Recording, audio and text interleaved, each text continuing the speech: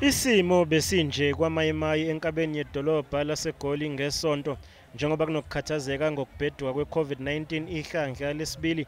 Abantu bebeminyene kule ndawo engekho noyedwa ofake isifonyo. Abaningi sebekhathazekile ngokuthi lo mcimbi uzofana nowaseKapa lapho abafundi baka-grade 12 abangaphezulu kwama-80 betheleleke ngaleli gciwane. Ithimba lezindaba le-SABC lisebenzise umakhalekhukhwini ukuze liqophe lemifanekiso njengoba bekugcwele kakhulu. Kule insuku amaphoyisa ayithola ematasa evala izindawo ezingawulandeli umthetho. Kuvalwe ama-night club ambalwa njengoba amanye awo ebengenazo nezincwadi ezigunyaza ukusebenza kwazo.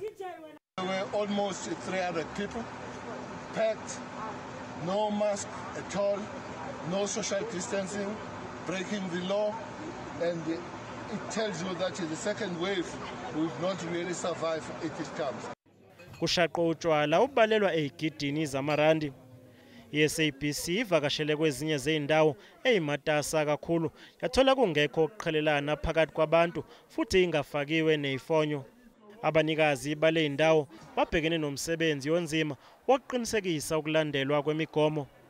One of our biggest issues is people not respecting the COVID-19 regulations in terms of sanitizing their hands when they enter the space. They also love to jump chains and jump walls. So for us, it's about setting a clear guidelines to our clients that this is what we expect from you guys and how we want to run the project. So making sure your hands are sanitized, that we take your temperature and we take your contacts down so that if there is a spread, that we can contain it the best way possible.